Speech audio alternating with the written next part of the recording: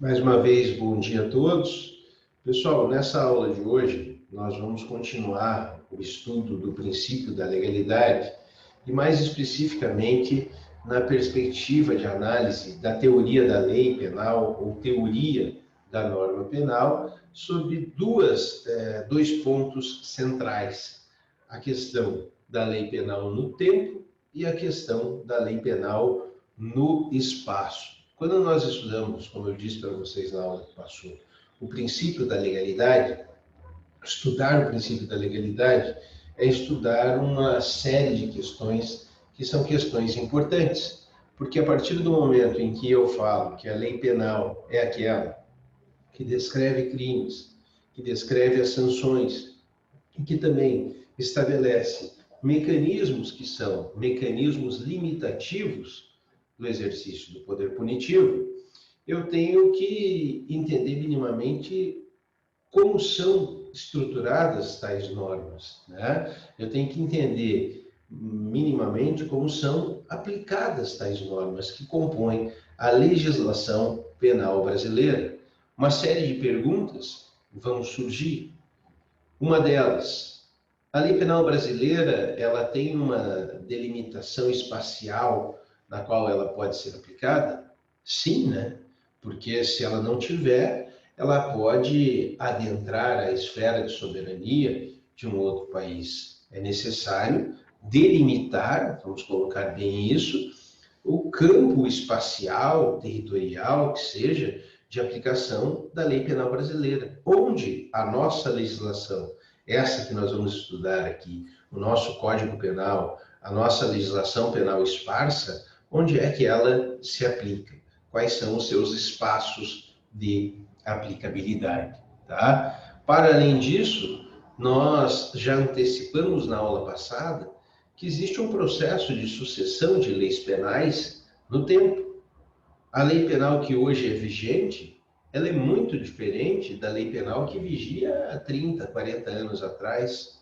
Muito provavelmente, a lei penal que vai viger daqui 20 ou 30 anos também será muito diferente daquela que nós temos hoje.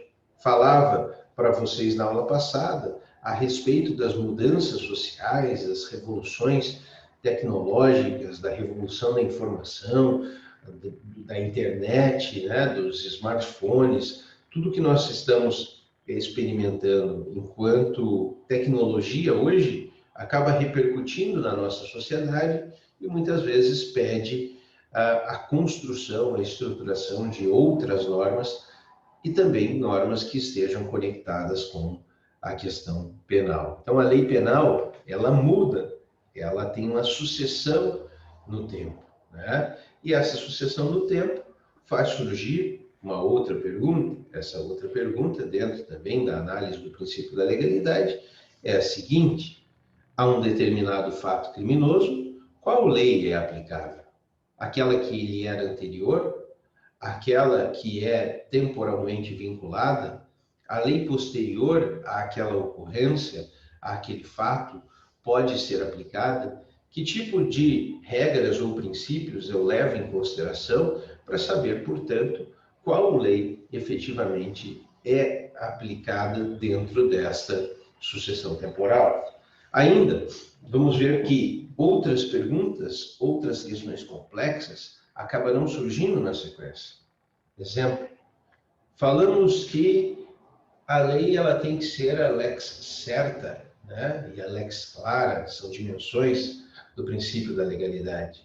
A lei ela tem que ser taxativa em sua estrutura, compreensível. Eu tenho que saber o que ela diz para que eu não tenha efetivamente surpresas, ela tem que ser bem dimensionada. Mas quando nós olhamos para todo aquele sem número de leis penais, para aquele todo um sem número também de tipos penais, nós vemos que alguns não se encerram em si mesmo. Eles não são completamente descritos, eles revelam aquilo que a gente chama de lei penal em branco. E uma outra pergunta vai surgir, que mais à frente a gente vai analisar. Quando eu estiver diante de uma lei penal em branco, será que eu não estarei ferindo o conteúdo do princípio da legalidade? E ao ferir o conteúdo do princípio da legalidade, aquela norma não se revela inconstitucional. Então, tudo isso, pessoal, nós vamos ter que estudar para compreender a lei penal, para que a gente possa compreender as leis penais existentes. E agora, nesse primeiro momento, a gente começa a ter também o nosso primeiro contato com a nossa norma de guia dentro do estudo, com o Código Penal. Aquele que vai estudar o direito penal tem que conhecer e saber minimamente manusear o Código Penal. Tem que pegar o Código Penal, tem que analisar o Código Penal, tem que saber fazer a leitura do Código Penal. Acho que foi o Erivelto que fez uma pergunta, um questionamento na última aula sobre a lei de introdução. A gente vai ter que fazer esse ponto de distinção. Uma coisa é a lei de introdução, a exposição de motivos daquele Código Penal, outra é o Código Penal em si. Então, tudo isso é muito importante. Se estivéssemos em sala de aula, eu provavelmente diria para vocês, tenham contigo, com vocês, sempre um vademecum, né? Sempre uma estrutura legislativa que traga o Código Penal, o Código Civil, o Código de Processo Penal, até porque facilita. Pelos mecanismos de interação virtual, vocês podem também utilizar os códigos disponíveis na internet, né? Seja aqueles vendidos pelas editoras, mas também a possibilidade que vocês acessem direto o site do Planalto. Então, o site do Planalto ele tem todas as leis específicas, inclusive tem o Código Penal, da mesma forma. Então, é relativamente fácil você conseguir acessar o Código Penal. Aqueles artigos que nos interessam nesse primeiro momento são os artigos 1º até artigo 8º do Código Penal. Nós estamos começando a estudar aquilo que a gente chama de parte geral do Código. O Código Penal ele é dividido em duas partes. Ele tem uma parte geral e ele tem uma parte especial. Se quiserem guardar essa informação, depois a gente voltará a ela, mas para vocês já terem uma ideia. Na parte geral, ele vai do artigo 1º até o artigo 120. E nessa parte geral, são normas que são normas guias para a compreensão do que é tipicidade, para a compreensão do que é antijuridicidade, do que é culpabilidade. Quando que o indivíduo, por exemplo, ele atinge a maioridade penal e passa a ser imputável. Quais são as questões que são atinentes à doença mental que podem tornar o indivíduo inimputável quando da prática criminosa? O que é legítima defesa? O que é estado de necessidade? O que é dolo? E o que é dolo direto? E o que é dolo eventual? Como se pune a tentativa? Como aplicar as penas? Essas questões, elas estão todas contidas na parte geral. E por quê? Porque elas valem para a análise de todos os crimes.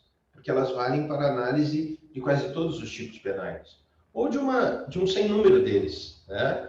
Aquelas regras que são múltiplas e valem para diversas hipóteses, elas, via de regra, estão contidas na parte geral.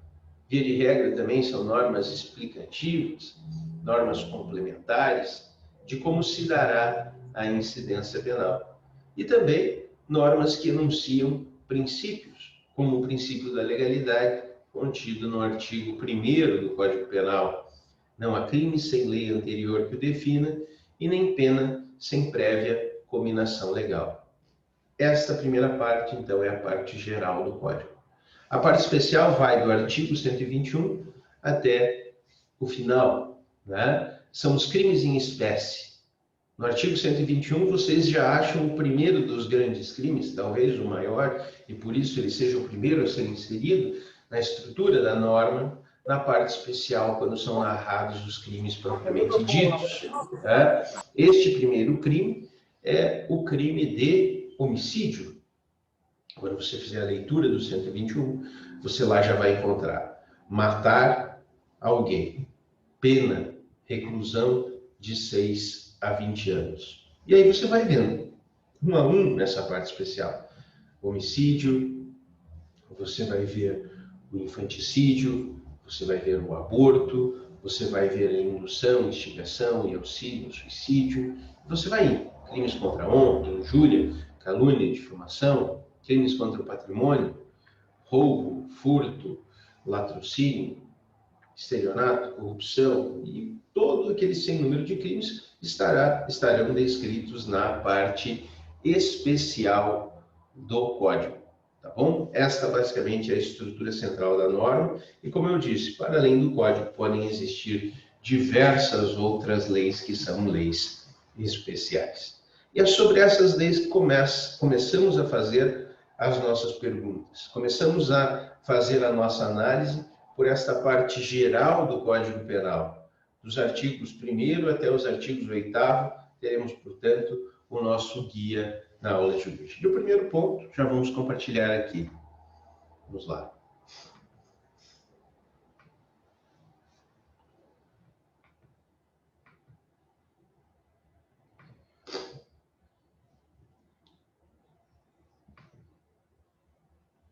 Lei penal no tempo.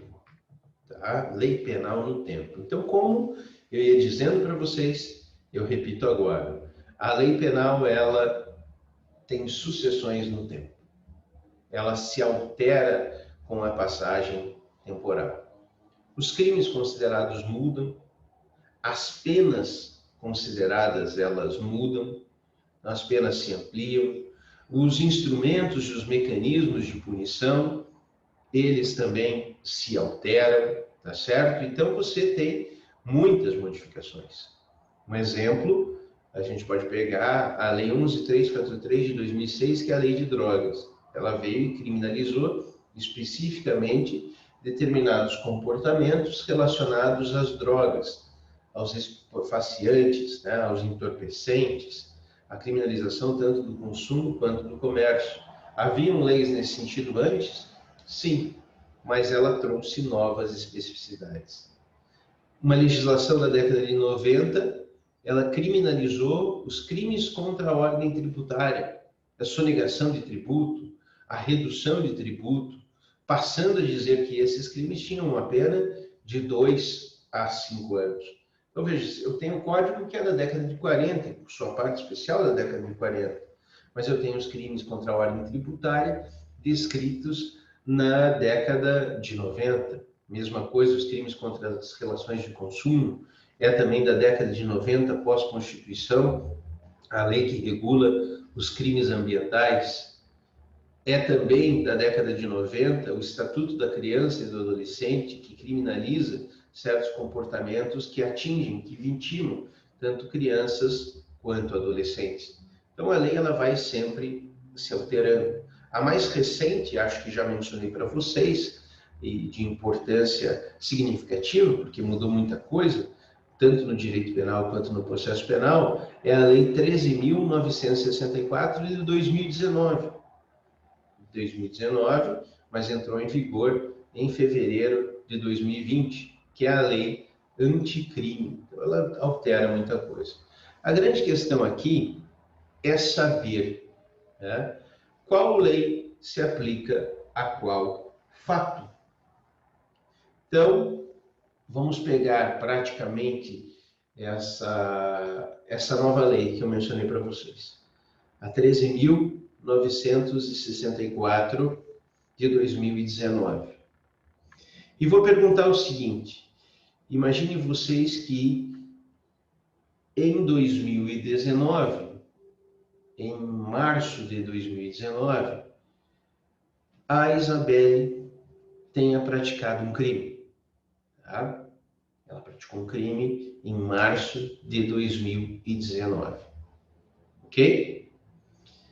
Esta lei, ela foi publicada, salvo engano, em dezembro de 2019 e entrou em vigor em fevereiro de 2020. A pergunta que eu faço aqui, uma pergunta justa, uma pergunta razoável, é a seguinte: com relação àquele fato criminoso praticado pela Isabelle em março de 2019, praticado e concluído em março de 2019, aplica-se esta lei posterior?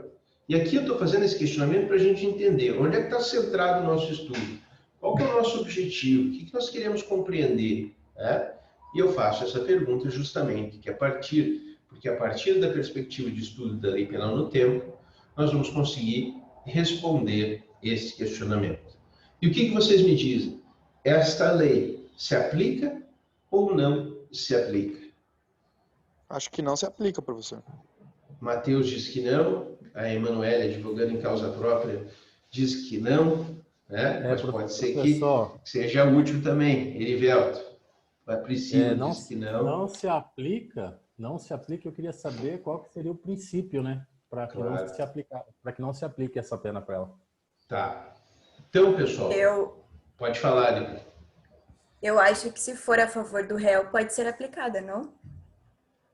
Então, a pergunta ela é mais complexa do que ela parece, né? E ela vai comportar múltiplas respostas. Por quê? Primeira coisa que eu vou precisar saber é o que diz essa nova lei. O que muda nessa nova lei? E essa lei 13.964, se vocês tiverem a curiosidade de lê-la na sequência, ela muda muita coisa. Algumas das mudanças são mudanças que estabelecem um maior rigor para o direito penal. Exemplo, há que se cumprir mais tempo de pena para que se progrida de regime. Entendeu? Então, esta é uma das mudanças. A pessoa que antes cumpria 1/6 poderia progredir do regime fechado para o regime semiaberto, pelas condições impostas pela lei, poderá, e aí existem uma série de requisitos e de mudanças fracionadas para cada caso específico, mas ela terá que cumprir mais tempo do que este 1/6. Esta mudança sobre o regime, guardem bem essa informação, ela é uma mudança mais rigorosa, ok? Mas essa lei, ela também traz mudanças que são mudanças menos rigorosas. Exemplo, ela traz a possibilidade de que o réu que está se vendo processado, ou aquela pessoa que ainda está sendo investigada pela autoridade policial, eles podem realizar o chamado acordo de não persecução penal para certos crimes. Veja, um dado objetivo importante, só para aqueles crimes em que a pena mínima combinada não ultrapassar 4 anos, tá? For até 4 anos. Então, se passou dos 4 anos, eu não posso realizar o acordo de não persecução. Mas esse acordo de não persecução, ele é benéfico. Por quê? Porque se ele for realizado, a pessoa nunca mais será o processo e não terá a pena, a não ser que descumpra efetivamente aquele acordo de não persecução. Então, esta lei 13.964, ela tem pontos que são pontos melhores para a Isabelle e para todos nós, e tem pontos que são pontos piores. Por que isso é importante? Porque a hora que a gente for olhar para o Código Penal, nós vamos verificar o seguinte, que aquela lei que piora a situação do réu, piora a situação do agente, ela não pode retroagir. Mas aquela lei que melhora a situação do agente, ela efetivamente pode retroagir para atingir o fato pretérito. Então, quando a Nicole traz essa contribuição, essa complementação, ela está certa. Por quê? Porque se a mudança for uma mudança para melhor, a retroatividade, a volta no tempo desta lei, ela efetivamente ocorre. Agora, se ela for uma mudança para pior, esta lei não pode se aplicar ao fato pretérito. Nós temos aqui dois princípios importantes, Erivelto. O primeiro, o princípio da legalidade, em sua dimensão de lex prévia, né? Podemos dizer aqui que é o princípio da legalidade pela perspectiva de um princípio de anterioridade ou irretroatividade. A lei gravosa, a lei criminalizadora, aquela lei que define crimes, ela não pode retroagir, ela não pode voltar no tempo. Qual é o princípio, portanto? É o princípio da legalidade somado ao princípio da anterioridade ou irretroatividade da lei penal gravosa. Agora, se a lei mudar para melhor, nós teremos a aplicação do princípio da retroatividade da lex Vitior, né? A retroatividade daquela lei que mudou para melhor. Então, basicamente, retroatividade da lei benéfica e retroatividade da lei pior.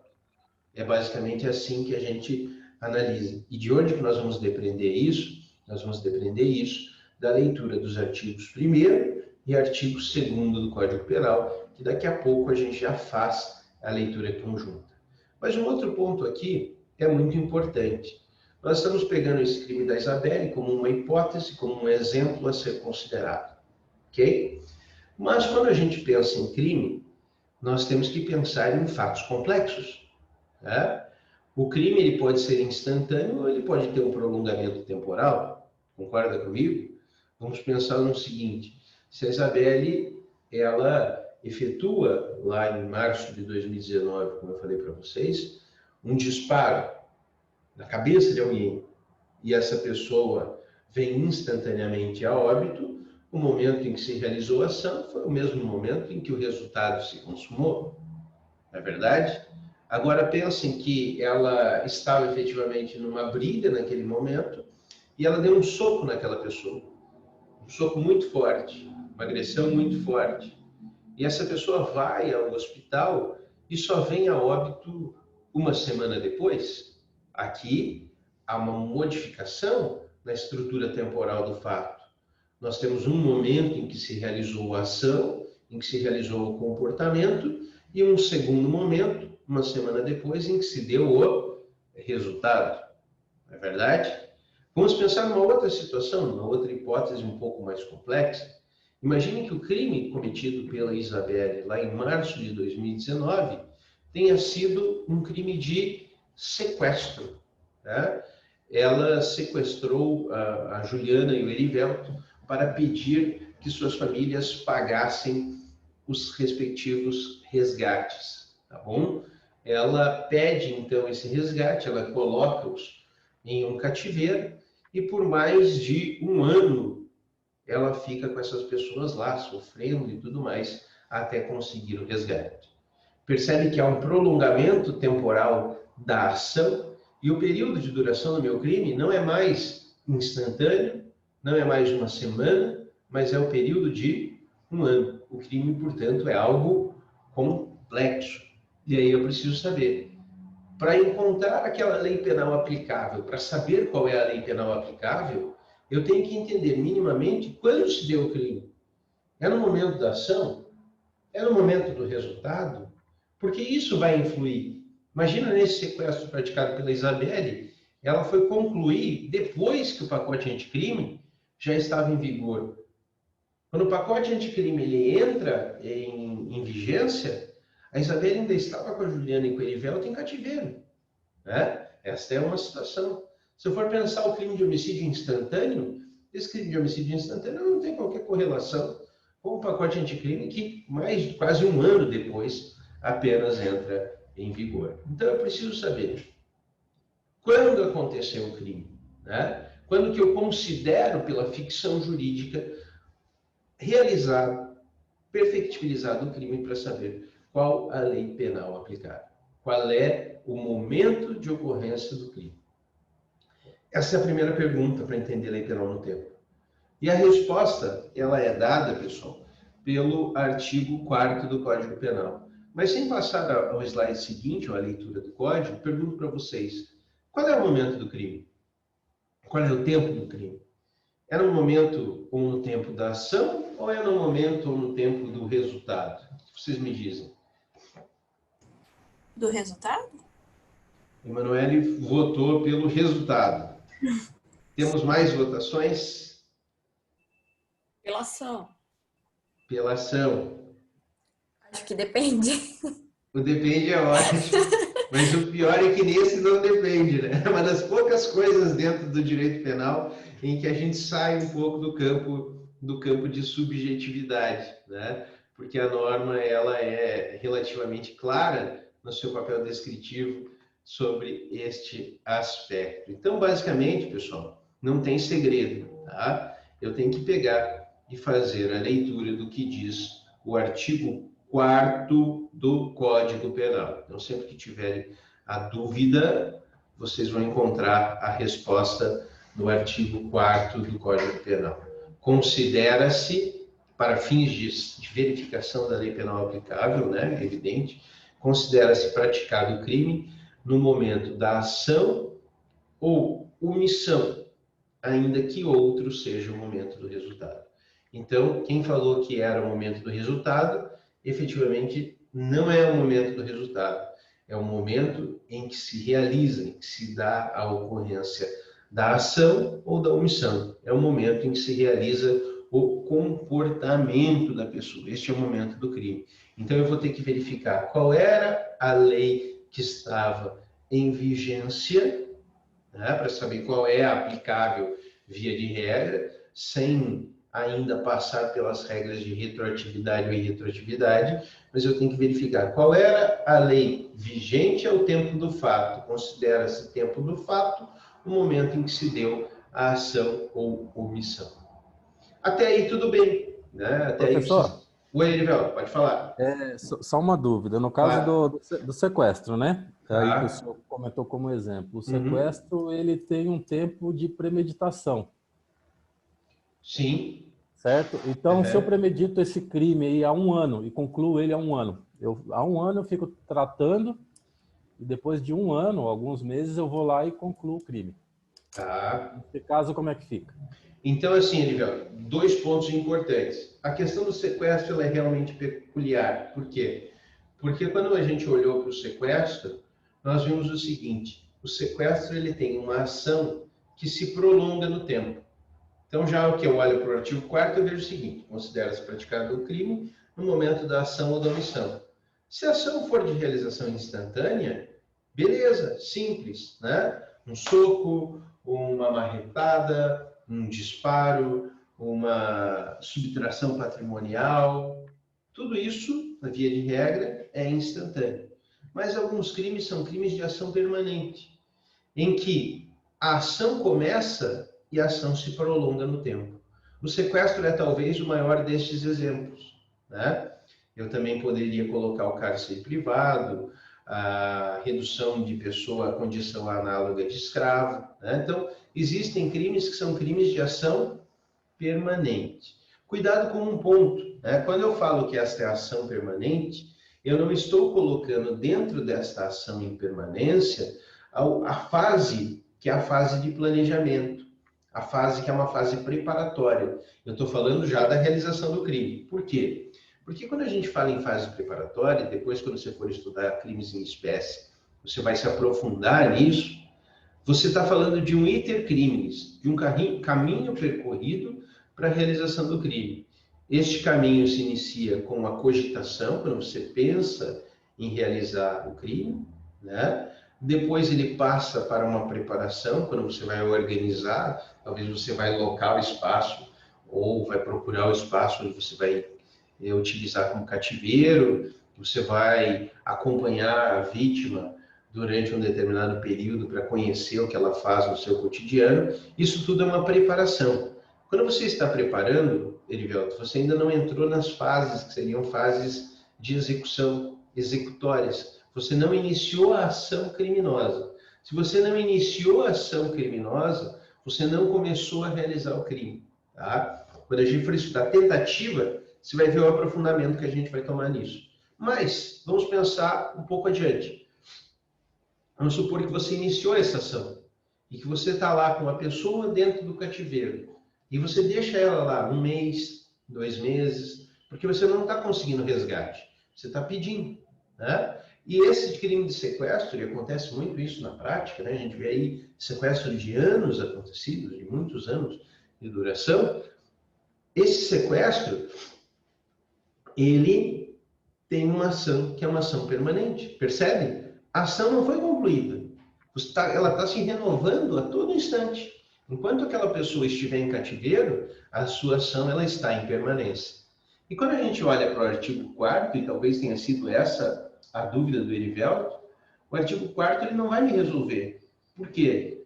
Porque aí a dúvida é a seguinte: eu vou considerar o início da ação para saber qual a lei aplicável, percebe? É aquela que estava vigente quando eu comecei o meu sequestro, quando eu dei início à execução do sequestro, ou quando o cativeiro foi desestruturado, desmantelado, quando eu fui preso, ou quando eu terminei com aquele sequestro, recebendo o preço do resgate e liberando aquela pessoa.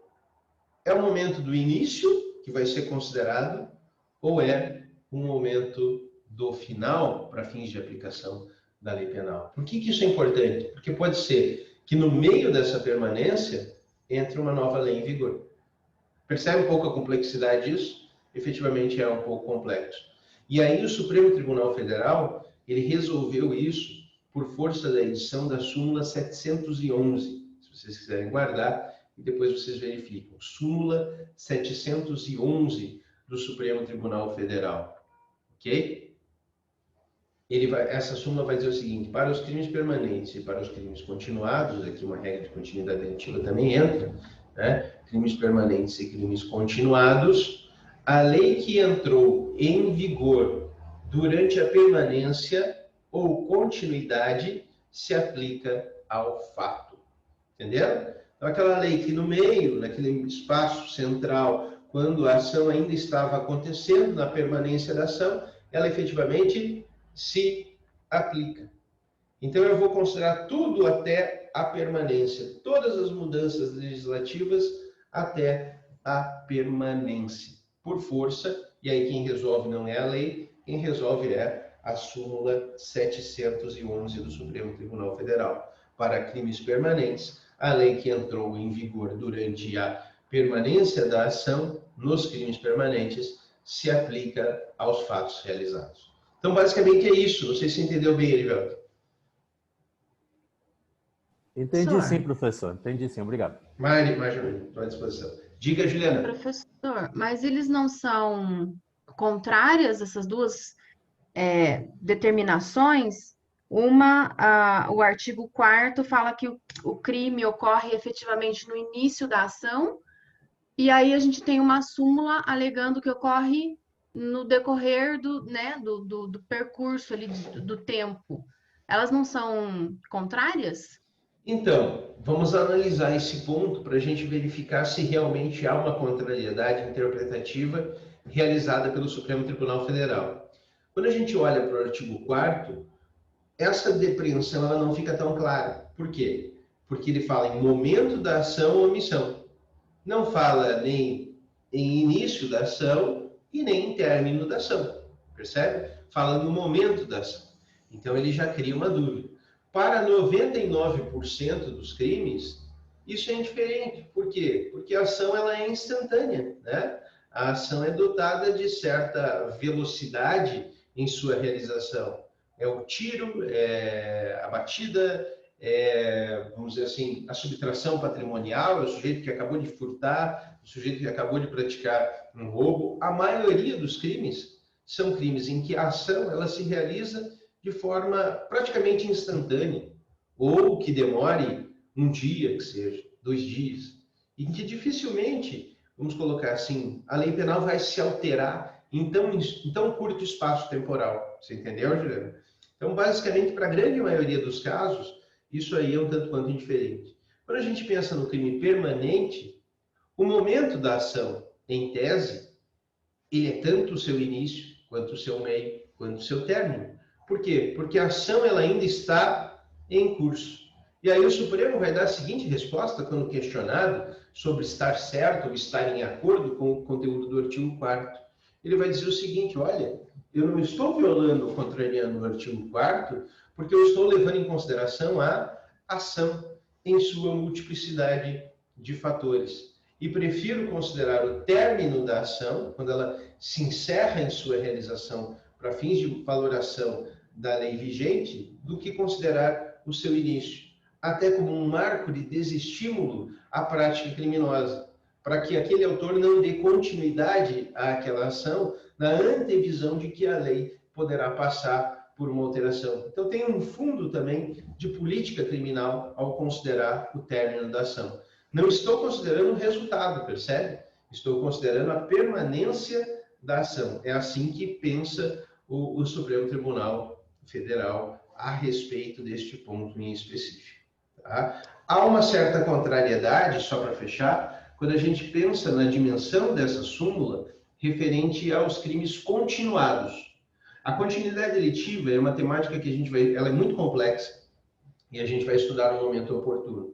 Mas crimes continuados são aqueles crimes em que você tem vários crimes que tem uma certa identidade, sabe? Aqueles pequenos crimes parecidos, como se nós tivéssemos uma empresa aqui e eu fosse o gerente da empresa. E toda noite, na hora de fazer o fechamento do caixa, eu pego 500 reais para mim. 500 mil seria uma mega empresa, né? Eu pego 500 reais para mim e vou prejudicando vocês toda noite. E faço isso por meses a fio.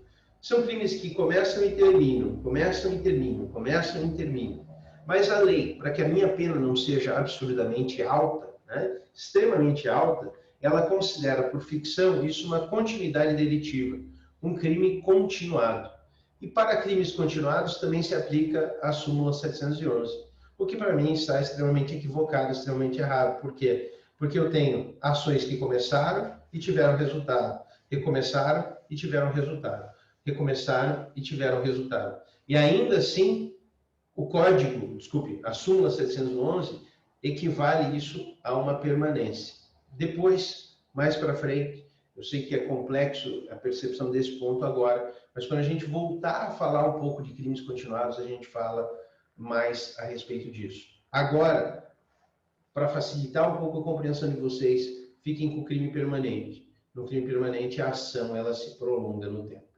E eu considero como momento de ação toda a extensão da ação. E aquilo que entrou em vigor antes da finalização daquela ação, do encerramento daquela permanência, tem vigência para aquele fato. Este é, portanto, o tempo do crime. Tá bom? Professor, Diga, no Juliana. caso, como o professor mesmo trouxe agora há pouco, a pessoa atirou em outra, né? Enfim, causou alguma lesão grave, ou atropelou, enfim, e a vítima veio a morrer 15 dias depois no hospital. É caracterizado de cara um crime com, intenção, um homicídio, né? Culposo, doloso, tal, ou ele é um crime de lesão corporal que tem o agravo da morte? Depende, né? Por que depende? Porque nesse caso específico, eu vou ter que, quando julgar esse sujeito, né? Quando o Poder Judiciário, seja uma decisão de um juiz togado, de um tribunal ou de um júri, vai ter que analisar todas as peculiaridades do comportamento e adequá-lo a um tipo penal. Eu vou ter que olhar para a norma e, ao olhar para a norma, eu vou verificar: este fato é um crime culposo? Este fato é um crime doloso? Este fato é um crime préter doloso? Por quê? Porque a partir dessas questões eu vou ter como saber se eu estou diante de um homicídio doloso, de um homicídio culposo, de uma tentativa de homicídio, de uma lesão corporal seguida de morte. E boa parte desses questionamentos, e depois a gente vai expandir o nosso conhecimento disso muito a fundo, quando nós estivermos estudando dolo e culpa, né? Mas eu tenho que perguntar qual era a intenção desse indivíduo.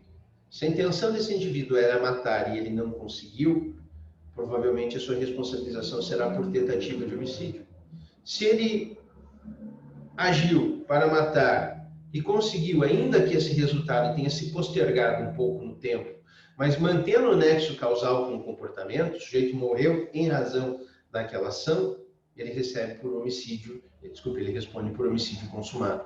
Se a ideia era lesionar e acabou acontecendo o resultado morte, esse é o crime préter doloso. Ele vai responder por lesão corporal seguida de morte. Então, eu vou ter que sempre descer as minúcias de um caso concreto para tentar encontrar qual foi a prática criminosa, né? Um resultado morte pode influir na constatação de um homicídio doloso, de um homicídio culposo, de uma lesão corporal seguida de uma morte, de uma tortura seguida de morte, de um latrocínio, de uma instigação, indução e auxílio ao suicídio, de um infanticídio, porque múltiplos crimes estão previstos com o resultado morte. Então, eu vou ter que olhar para a peculiaridade, vamos dizer, o desdobramento temporal entre ação e resultado não é, talvez, o elemento mais importante para a verificação de qual crime está em questão. Existem outros elementos, talvez mais importantes, para serem verificados. Tá? O desdobramento temporal ele vai influir na verificação de nexo causal. O resultado morte posterior significa que aconteceu por uma outra razão não vinculada ao fato inicial. Ele pegou uma infecção bacteriana, ele recebeu um tratamento médico errôneo, ou realmente há uma vinculação e simples postergação. Então, só no caso concreto para eu encontrar essas respostas, entendeu, Juliana? Pessoal, aqui está, portanto, o tempo do crime. Considera-se praticado o crime no momento da ação ou omissão, ainda que outro seja o momento do resultado. E sabendo qual é o momento do crime, né? O momento da ação ou da omissão, então peguem agora o aspecto central, né? Vamos esquecer, pelo menos nesse instante, a peculiaridade do crime permanente. Vamos pensar naqueles crimes de ações que são ações instantâneas. Eu efetuei um disparo de arma de fogo e causei um resultado morte. E vou ser julgado. Preciso saber quando eu fiz isso, quando se deu essa ação ou omissão, e qual era a lei vigente àquele tempo. Via de regra, esta lei vigente àquele tempo, o tempo da ação e omissão, será aplicável.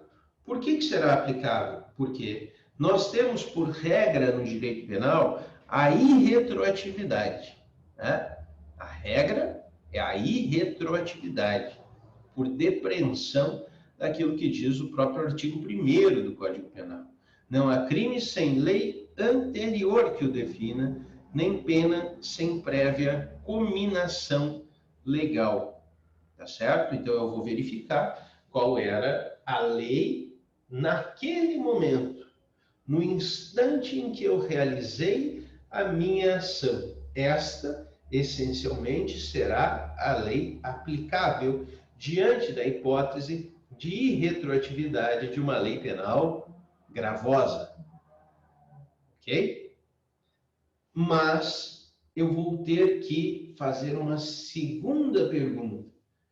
A segunda pergunta será: após esse fato, entrou em vigor uma lei que seja melhor, que tenha descriminalizado aquele comportamento, a chamada abolício criminis, que tenha reduzido a pena aplicada, que tenha diminuído o prazo prescricional? Veja, qualquer mudança para melhor, que tenha flexibilizado as hipóteses de legítima defesa, qualquer mudança para melhor, que eu encontrar numa lei penal posterior, se ela é efetivamente uma mudança para melhor, ela retroage.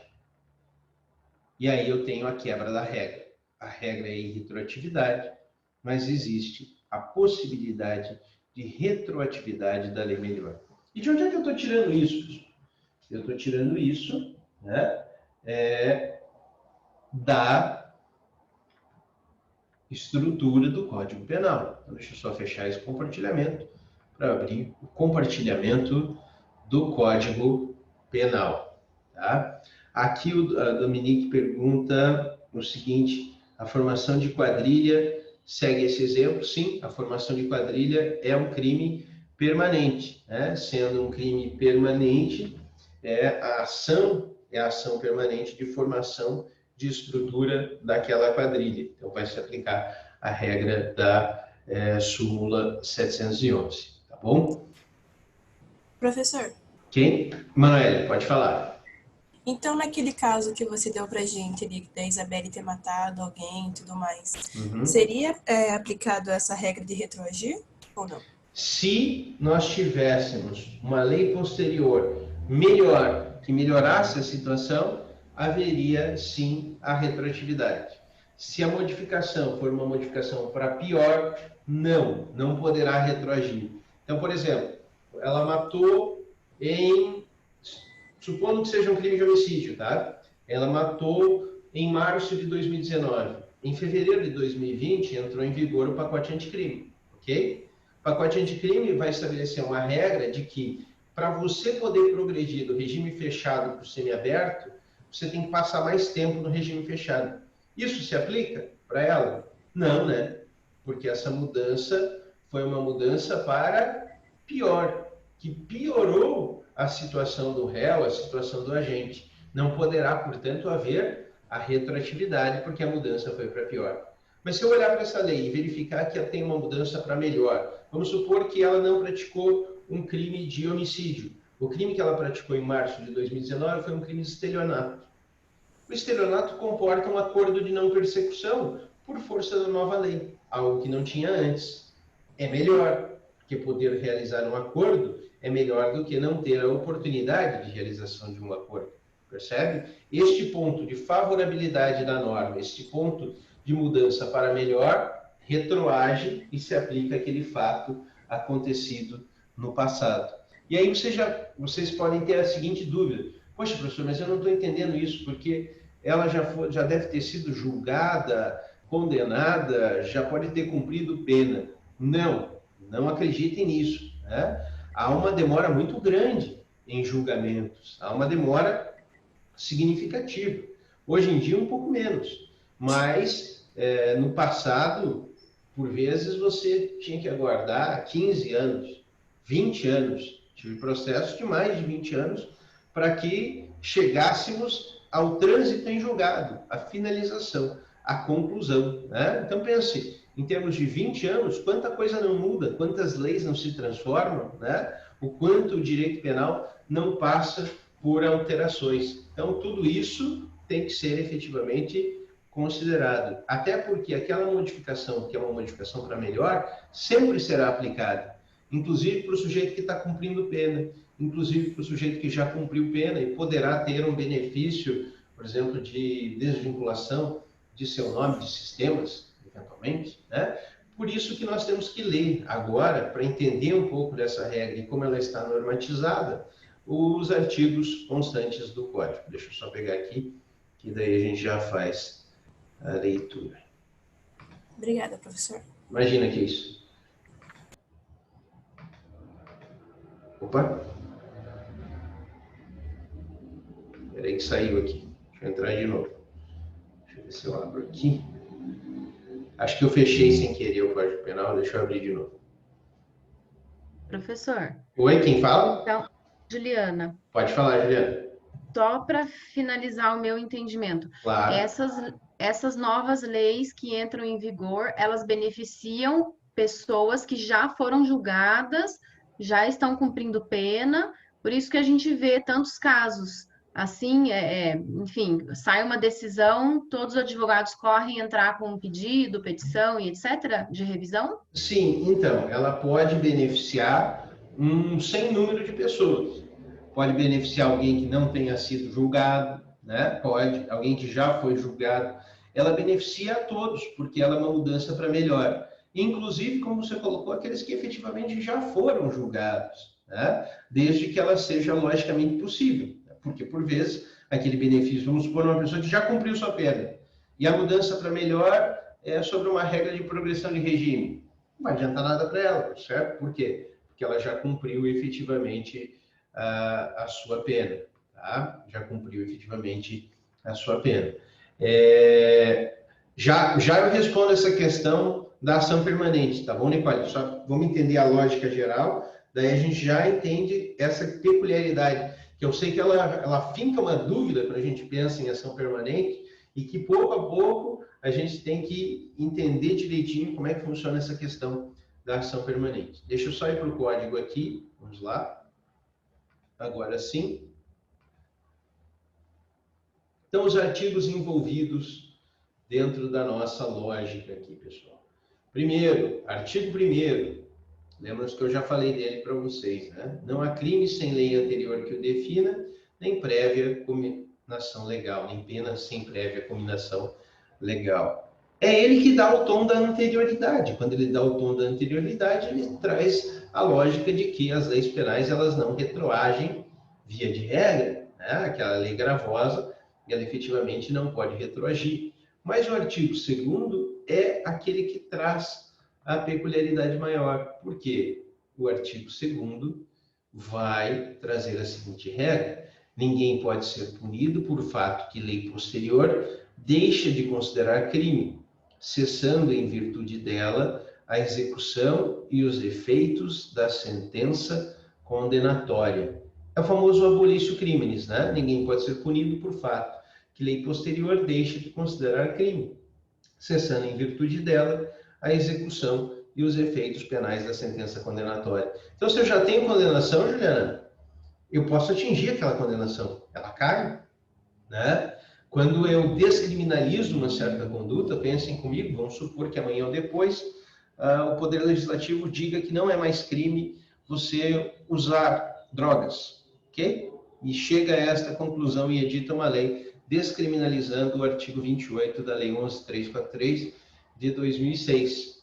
Se ele fizer isso, todas aquelas pessoas que foram punidas, que estão sendo processadas, que acabaram de realizar este fato, que já foram julgadas e encontram-se cumprindo pena, que já cumpriram pena, terão este benefício de aplicabilidade desta lei descriminalizadora. O nome, guardem bem, até um nome bonito, bom de você memorizar, né? Abolitio criminis. Estamos diante da hipótese de abolitio criminis, abolição do crime. A lei que vem e abole um crime, ela efetivamente retroage para atingir o fato pretérito. Mas aí o parágrafo único desse artigo 2º traz uma complementação, não é? Ele vai dizer o seguinte: a lei posterior, que de qualquer modo favorecer o agente, de qualquer modo, não precisa ser só abolício crimes, qualquer mudança para melhor. Então, a lei posterior, que de qualquer modo favorecer o agente, aplica-se aos fatos anteriores a ela, ainda que decididos por sentença condenatória transitada em julgado, ainda que decididos por sentença condenatória transitada em julgado.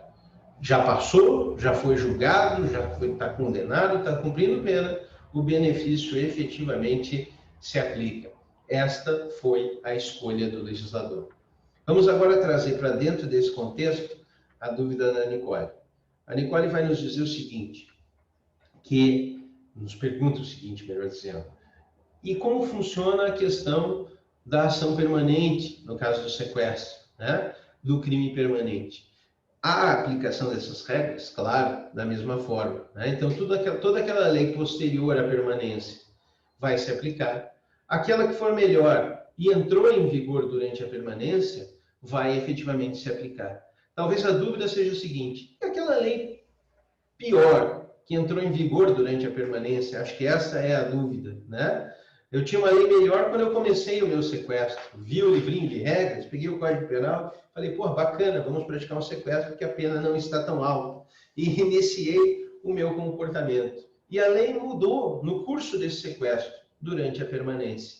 E é aí que entra a súmula 711, entendeu, Nicole?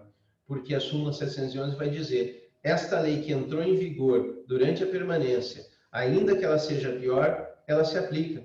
E não se trata, no ver do Supremo, de retroatividade de lei prejudicial. Se trata de aplicabilidade da lei vigente, porque estamos no curso da permanência. Então, este é o raciocínio que fez o Supremo. Não estou tratando de retroatividade, estou tratando de vigência normativa e, portanto, ela tem aplicabilidade. Mas acabou o sequestro, passou um tempo, entrou em vigor uma lei melhor, é claro, esta lei melhor, ela vai efetivamente se aplicar. Tá? Então, eu sei que o tema, no começo, ele é um pouco complexo, depois, quando vocês forem complementando, leiam de novo, né? Leia o artigo 1º e leia o artigo 2º. Leia o artigo 1º e leia o artigo 2º, que vocês vão conseguir ir entendendo mais ou menos estruturalmente o que eles significam. Mas, em essência, o que temos é a lei que muda para melhor, ela retroage para ser aplicada ao fato anterior. A lei que muda para pior, ela jamais pode retroagir por força do conteúdo do artigo 1º, princípio da anterioridade ou da irretroatividade da lei penal gravosa. Benéfico, retroage. Maléfico, não retroage. Essa é a estrutura da lei penal no tempo. Nós temos uma regra muito específica para as leis excepcionais ou temporárias, que é uma regra contida no artigo 3º do nosso Código Penal. Tá? O artigo 3º vai dizer o seguinte, a lei excepcional ou temporária, embora decorrido o período de sua duração ou cessadas as suas circunstâncias que a determinaram, aplica-se ao fato praticado durante a sua vigência. Só para vocês entenderem, o que é uma lei temporária? Uma lei temporária é uma lei que tem um prazo certo de duração. Então, na sua estrutura normativa, ela diz em um dos seus artigos quando que ela começa a viger e quando que ela tem o encerramento de sua vigência. Ela tem dia e hora para começar e tem dia e hora para acabar. Olha que interessante.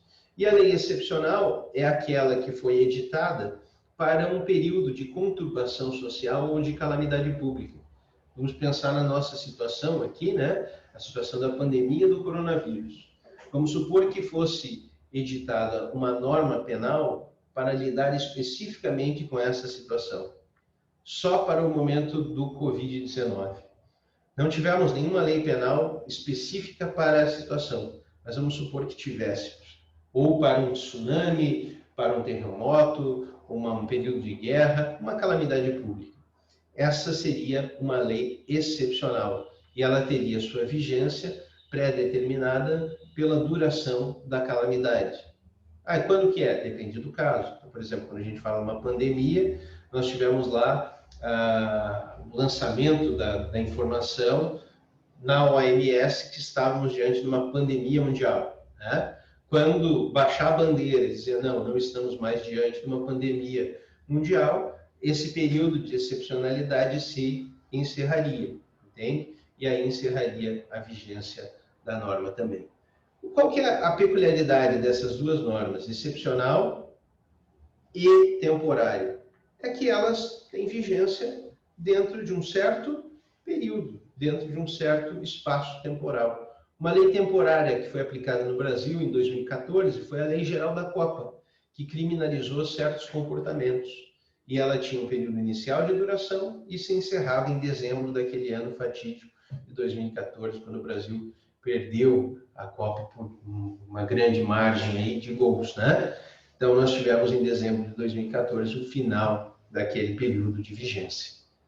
E o artigo 3º vai dizer o seguinte: tudo o que acontecer neste período de vigência terá aplicação desta lei excepcional ou temporária, não importando as regras de retroatividade ou irretroatividade. Aquela lei posterior que for benéfica a esses fatos que estão sob a égide da lei excepcional e da lei temporária, não recebem o benefício da lei nova. E por que o Código escolheu estabelecer esse ponto de exceção, pessoal? Porque ele diz o seguinte: se eu estou diante de uma situação de excepcionalidade, de uma situação peculiar, e eu preciso de uma norma que seja uma norma para atender essa excepcionalidade, se eu disser que, quando terminar o período de excepcionalidade, a lei melhor vai se aplicar, ninguém vai cumprir as regras do período de excepcionalidade. Se vocês entenderam, né? Eu tenho aqui, estou diante de uma guerra. Eu estabeleço um tratamento mais rigoroso para que as pessoas não desertem na guerra ou não pratiquem crimes durante a guerra. E aí a pessoa já tem a expectativa dada pelo Código Penal que quando acabar a guerra e quando ele for julgado, evidentemente a situação dele será mais benéfica. Aquilo que eu queria com a minha norma cairá por terra. Por isso, o artigo 3º estabelece uma regra específica para aquelas leis que são excepcionais ou temporárias. Tudo o que aconteceu sob a vigência daquela lei, né, e que se enquadra naquela lei, terá a sua incidência. Então, é uma regra peculiar dentro da valoração de retroatividade e irretroatividade. E o artigo 4º, nós já falamos dele, né? Artigo 4º, considera-se praticado o crime no momento da ação ou da omissão, ainda que outro seja o momento do resultado. Então, nós estamos falando hoje a respeito do tempo do crime, né?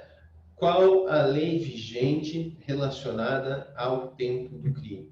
Estamos falando na aplicabilidade da lei penal relacionada ao tempo, tá? Antes de passar as dúvidas, só vou prepará-los aqui para o tema que é o tema da nossa próxima aula. Na nossa próxima aula, nós vamos falar sobre a lei penal no espaço, tá? E a pergunta que envolve essa análise de lei penal no espaço é a seguinte: quando e onde se aplica a lei penal brasileira? Né? Em quais hipóteses se aplica a lei penal brasileira? Tá certo? Eu preciso saber disso.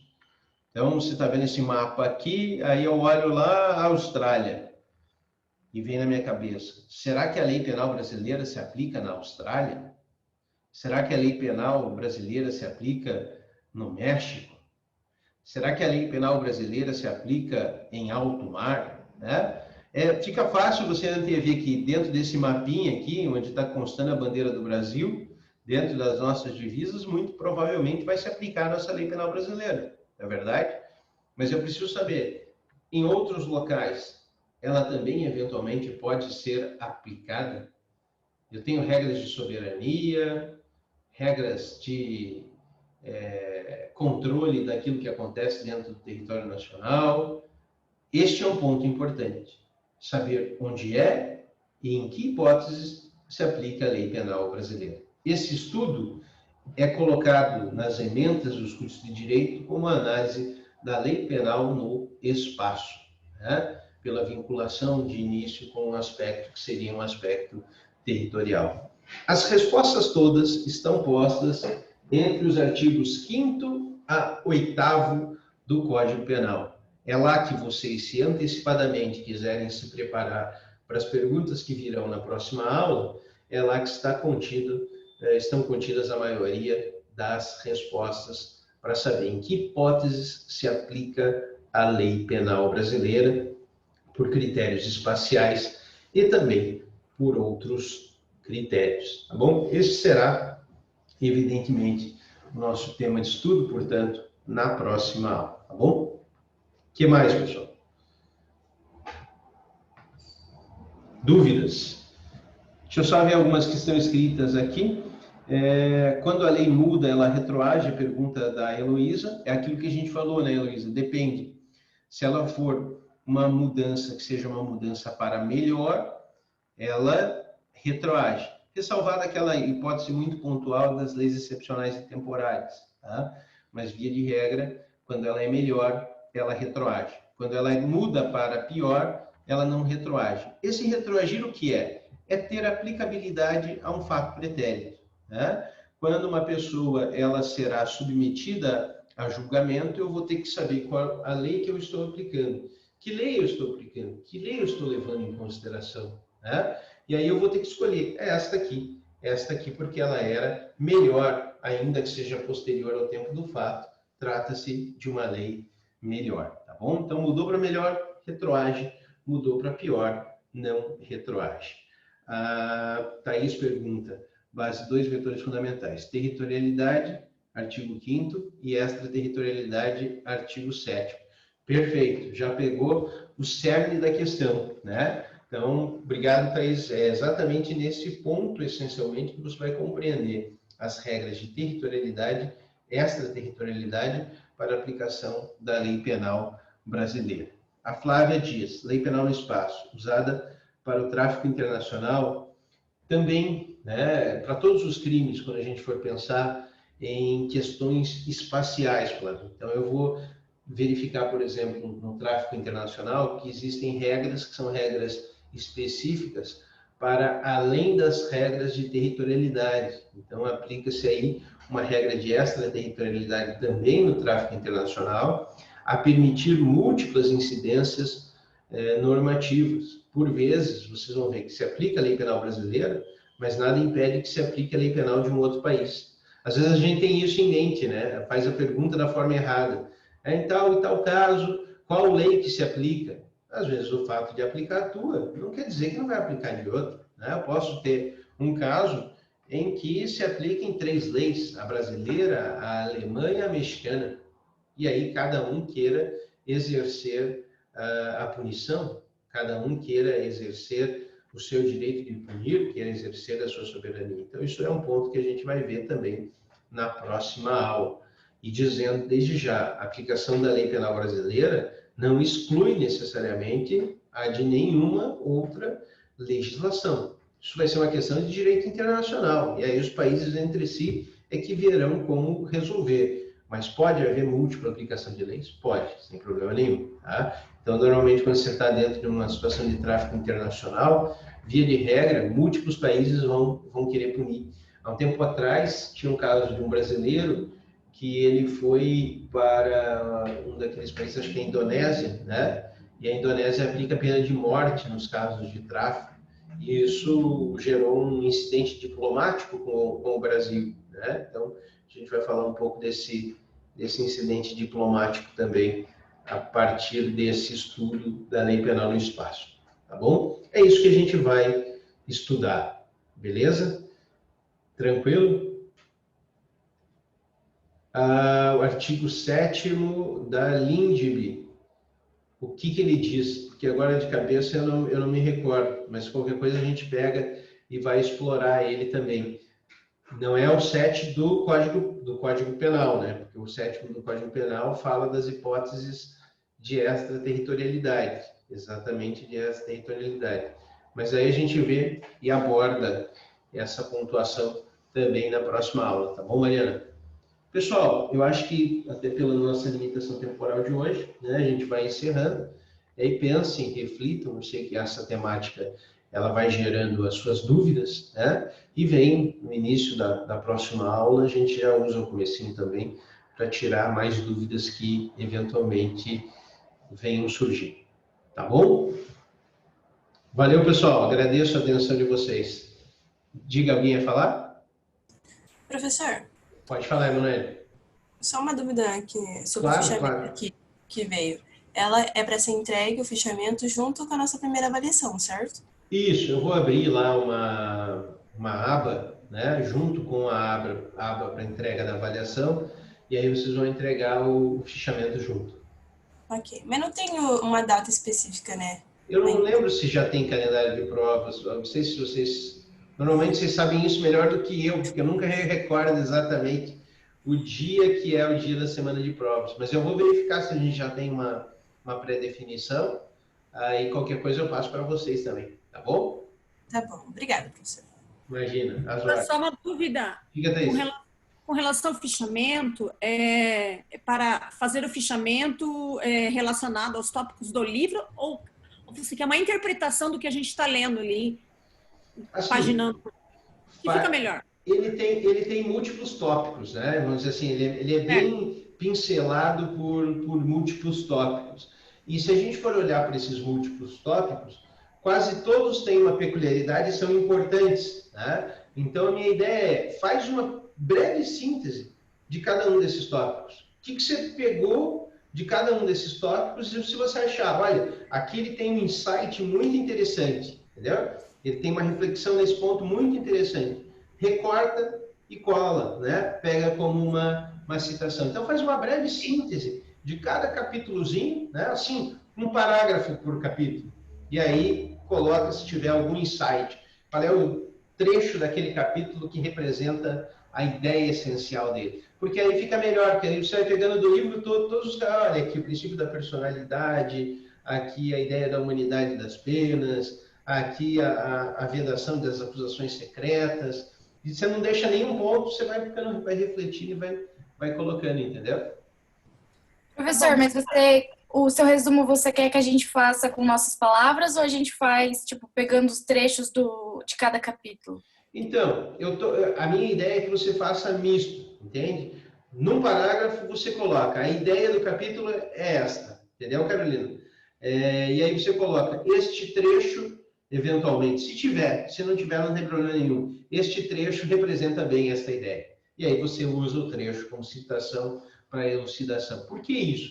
Porque essa é uma forma de narrativa, vamos colocar assim, que é uma narrativa que você vai utilizar num artigo, depois, que você vai utilizar num trabalho de conclusão de curso, que você vai utilizar numa petição também, né? Por um viés prático. Às vezes, numa petição, quando você vai argumentar alguma coisa, você vai colocar nela o seguinte,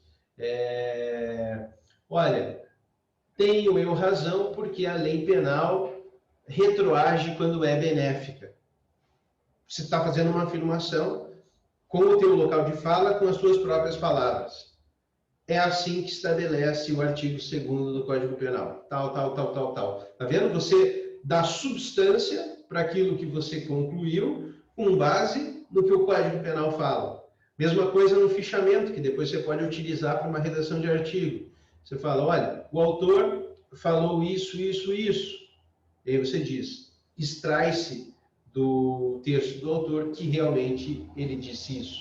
Nesse sentido é o trecho. Então, essa estrutura redacional, ela nos ajuda muito. Então, por isso que eu quero que vocês possam começar a desenvolvê-la. Claro que não é nenhum rigor absoluto naquilo que eu vou cobrar de vocês. Eu estou dando aqui um guia. Se eu fizer de uma outra forma, professor, eu vou ter um grande desconto? Não, né? Evidentemente que não. Aqui é justamente para a gente guiar aquilo que pode ser o ótimo, o melhor que você precisar resolver, né? A melhor possibilidade de resolução daquela questão. Então, eu vejo que assim, Carolina, fica mais interessante.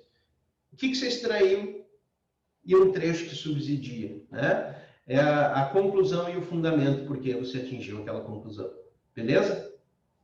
O que mais, pessoal? Tranquilo?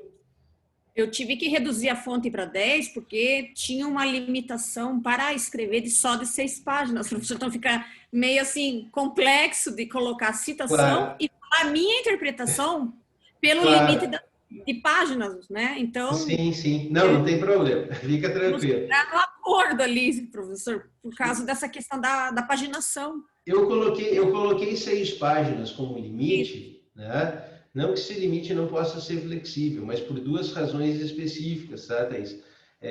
Pelo seguinte, primeiro, para não assustar, né? Porque às vezes se eu não coloco um limite, o pessoal fala, poxa, professor, quer que eu faça algo aqui com 40, 50 páginas, algo maior que o livro do Beccaria, né? Então, para o pessoal entender que realmente não é essa a ideia. A ideia é que se faça algo sintético e não extremamente trabalhoso. Então, por isso que eu coloquei de 3 a 6 páginas. Mas se passar um pouco, não há prejuízo, tá? E também porque eu já recebi no passado trabalhos desses com 30 páginas. Aí mata o professor também, né? Porque imagine a quantidade. Aqui nós temos pelo menos 30 vezes 30 já são 900 páginas de leitura do Beccaria, né? Então, fica mais difícil depois do processo corretivo. Então, eu coloquei esse limite como um limite indicativo. Se passar um pouquinho, não tem problema nenhum, tá bom? Tá bom, obrigada. Tranquilo. Beleza, professor? Pessoal, então, nas próximas aulas, conforme forem surgindo dúvidas sobre o trabalho, também vocês me perguntem, tá? Que aí a gente vai dando um guia para vocês desenvolverem esse trabalho da mesma forma, tá? Valeu, então. Até a próxima. Tchau, tchau. Tchau, tchau.